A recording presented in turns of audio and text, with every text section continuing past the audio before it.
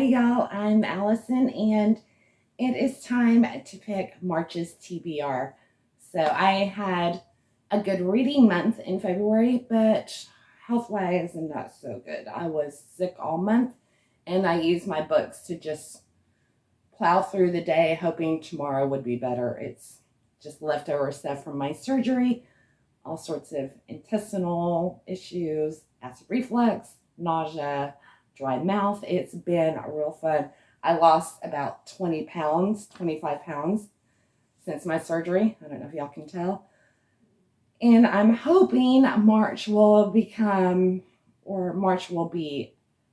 smooth sailing. Hopefully I'm getting all of my yuck out of the way and it's just going to be rosy from here on out, because 2022 just, y'all, has not been my friend. But we're just going to persevere and see how it goes. Now, one thing I did not get to in February, because I wasn't doing any videos, I kind of just pulled back and concentrated on how awful I felt. I didn't have my blind date for Valentine's Day. I haven't opened my book. So let's do that. Find out what it was real quick. Today is February 28th. So I could start that book, and that would be the only thing that I have not at least begun from my February TBRs. I have read everything else. I am halfway through Cassandra Clare's City of Bones, which was an extra, but I didn't join in on the book discussion because I just wasn't feeling well. And halfway through King Solomon's Mines. I might DNF that one. I don't know. We'll see. I'm doing it as an audio. It has not aged that well. The other one is, I have started the short story collections. So other than that, I've read everything else. It was a good reading month, just not good health-wise.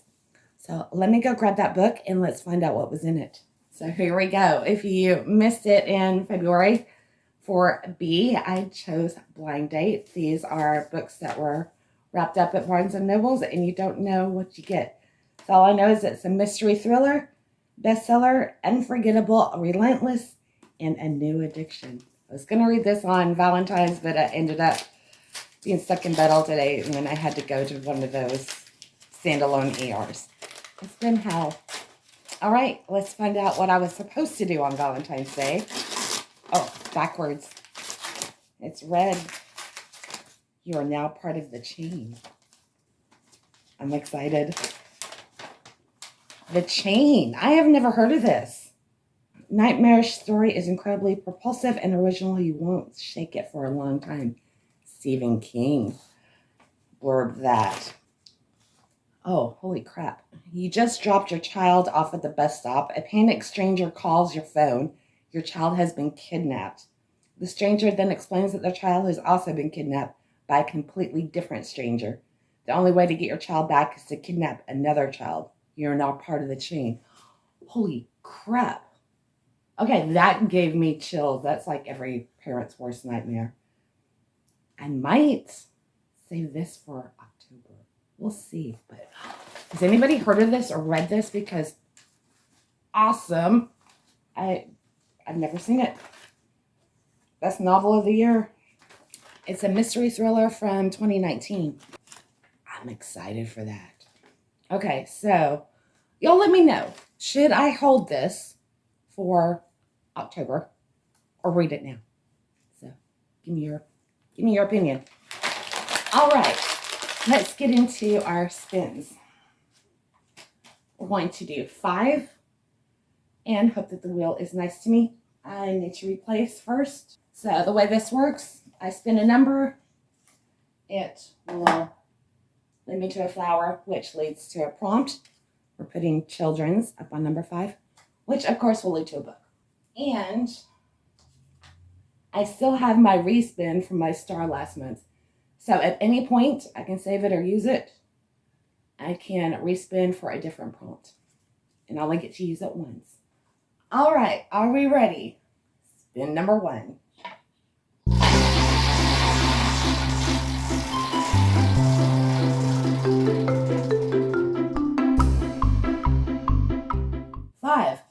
Children's book. All right. By the way, I do want to get as many middle grade on here as I can for March middle grade. And I think I'm going to go strict with this and do children's, not middle grade, unless I just can't find anything, then I'm going to throw in middle grade. Okay, this is cool. I'm excited about this one. I have Art Fraud Detective. It's a spot the difference and solve the crime. Association with the National Gallery. And it is a children's book, but you get your suspects, and then you have a museum art catalog. So it gives you information about all the paintings. And you have to find differences. So I'm really intrigued by this. I think this will be a fun, educational read. So started off with something that I completely forgot we owned.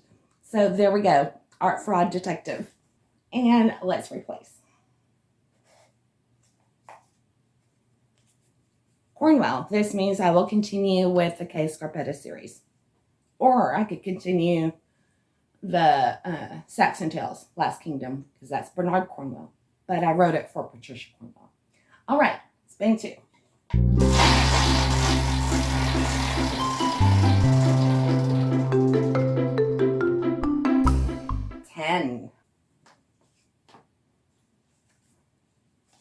Ware, okay. This is Alison Ware, and she does biographies based on the Tudor era.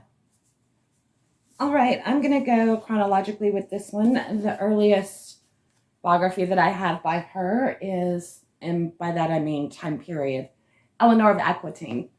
So this is about her life, and I really don't know much about her at all, other than I've heard her name. She's the wife of 2 kings and the mother of 3. And this is in the Middle Ages. So that will be a second book. I'm getting all sorts of education this month. Let's replace 10. And we've got Two-Faced with two or more POVs. I love having multiple perspectives in a book. All right, spin number 3.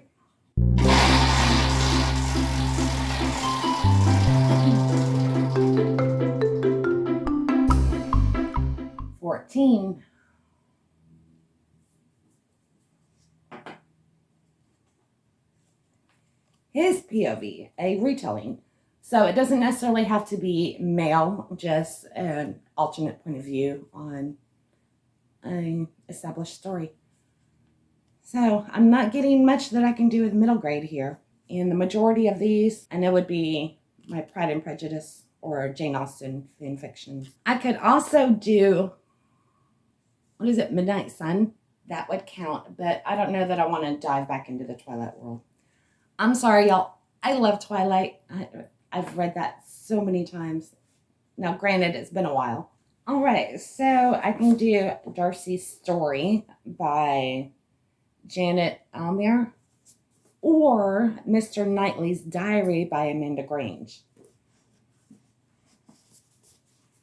Knightley, Darcy.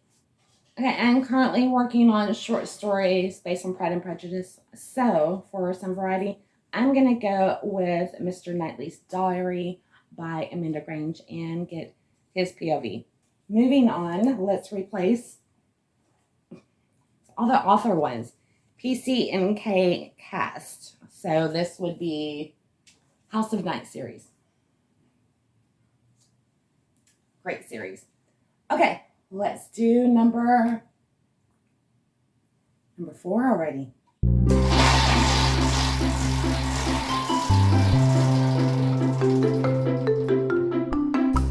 And we get number 4.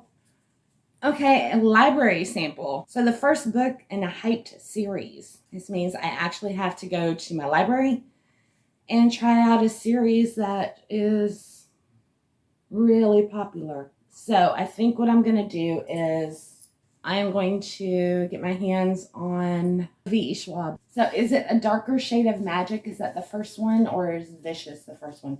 I think I'm going to get one of those, and I will give V.E. Schwab another chance for her YA, because I really enjoyed her middle grade. I got rid of The Invisible Life of Addie LaRue. I didn't like that one. Addie just annoyed me, and I'll give her another shot without spending money on it.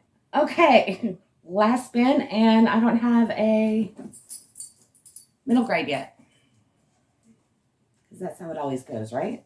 Okay, so this is the alphabet game. So I have to take the last letter of the last read and then make it be the first letter in the book that I pick out. So that'll be fun. All right, last spin unless we get a star.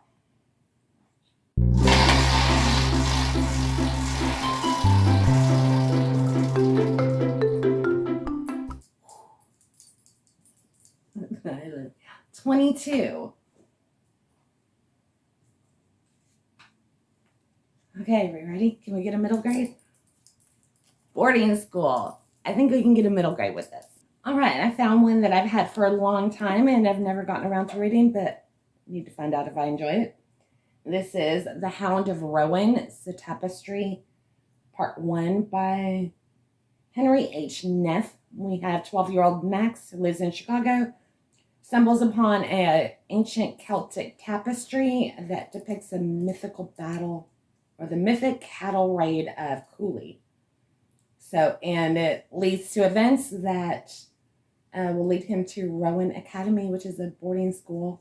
It's a secret school where great things await him, fantastic creatures, rigorous training, and his very own observatory within a mansion by the sea. So this is what I'll be reading for my,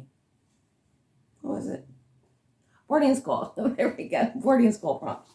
And it's one that I have had, I think it's 2005, and I've been trying to get to these really old ones and decide if they are worth the spot on the shelf. 2007. So I'm excited to actually get to this one and finally have a middle grade on my list. Not quite the easy middle grade month that I had planned, plus we have the E. Schwab, but I am excited about these books. They'll be good. And I have another TBR game to where I can hopefully fit in my light, fluffy middle grade books while I'm putting the last of my health concerns behind me. Pray to God. So y'all hit that like button and send me some good wishes that March will finally be smooth sailing from here on out and I can get back into routine and bringing y'all videos. So many things planned, but they just haven't been able to happen. All right, hopefully all will go well, and in a few days I will have my Sims TBR up for y'all. So keep an eye out for that. In the meantime, here was last month, and have a great reading month. Hopefully I'll see y'all soon. Bye now.